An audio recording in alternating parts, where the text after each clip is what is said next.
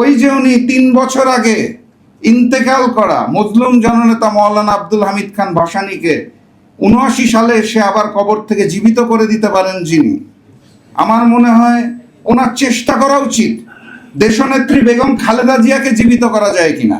কারণ আমি নিশ্চিত দেশনেত্রী বেগম খালেদা জিয়া যদি কবর থেকে উঠে এসে আরেকবার দাঁড়াতে পারে, উনি এই ৭২-এর মুজিববাদী সংবিধানকে ছুঁড়ে মারবেন, সাথে সাথে তার পুত্র বাংলাদেশের মানুষের সাথে বেইমানি করা জনাব তারেক রহমানকেও ছুঁড়ে ফেলবেন। প্রধানমন্ত্রীর বাসভবনের নিচে বাংকার তৈরি করার পরিকল্পনা করা হচ্ছে, সুড়ঙ্গ তৈরি করার পরিকল্পনা করা হচ্ছে। এখানে সুড়ঙ্গের শেষ মাথাটা কোথায় যাবে?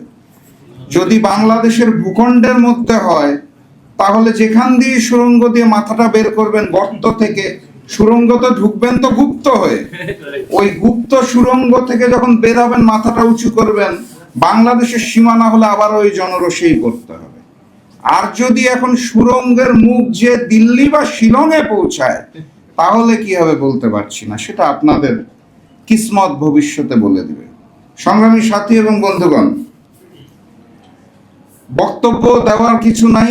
গণভোটকে এই সরকার মানতে চায় না, এটা আমরা সবাই বুঝে গেছি। ৭০ ভাগ মানুষ যে গণভোটে হার পক্ষে বক্তব্য রেখেছে, প্রস্তাবনা দিয়েছে, সমর্থন দিয়েছে, ভালোবাসা জানিয়েছে, ভোটও দিয়েছে, সেই ৭০ ভাগকে এই মুহূর্তে বিএনপি সরকার মানতে চাইছে না, জনাব তারেক রহমান মানতে চাইছে না। আমি নির্বাচনী প্রচারণার সময় বক্তব্যে বারবার বলতাম লন্ডন থেকে এক মুফতি এসেছে, এটা নিয়ে সবাই আমাকে প্রশ্ন করতো কেন। আমি বলতাম লন্ডন থেকে আসার পর উনি ইসলামের ইতিহাস বিকৃত করা শুরু করেছে, ওনাকে আমি কি নামে ডাকবো, এই কারণে বলি লন্ডনের মুফতি। তারপর দেখলাম উনি আসলে ইসলামের ইতিহাস না, উনি বাংলাদেশের ইতিহাসই পাল্টে দিচ্ছেন। ভূখণ্ডের আমের জায়গায় কাঁঠাল উৎপাদন সৃষ্টি করেছেন, রংপুরের জায়গায় বগুড়া বসায় দিচ্ছেন, এইভাবে করে উনি বাংলাদেশের ইতিহাসও পাল্টে দেওয়া শুরু করলেন।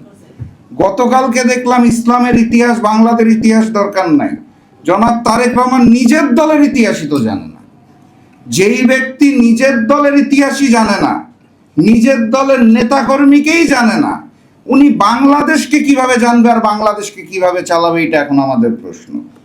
অতএব ওই যে উনি 3 বছর আগে ইন্তেকাল করা মজলুম জননেতা মাওলানা আব্দুল হামিদ খান ভাসানীকে ৭৯ সালে সে আবার কবর থেকে জীবিত করে দিতে পারেন যিনি, আমার মনে হয় ওনার চেষ্টা করা উচিত দেশনেত্রী বেগম খালেদা জিয়াকে জীবিত করা যায় কিনা।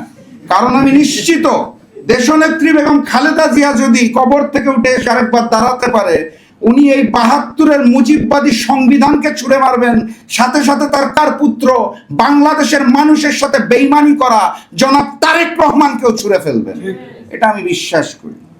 আমি আবেদন জানাতে চাই বাংলাদেশের জনগণকে, আজকের যে আলোচনার বিষয়বস্তু করণীয়টা হচ্ছে নতুন গণ অভ্যুত্থান আসতে যাচ্ছে, তার জন্য প্রস্তুতি নিতে হবে, এইটা হচ্ছে আমাদের এখন করণীয়।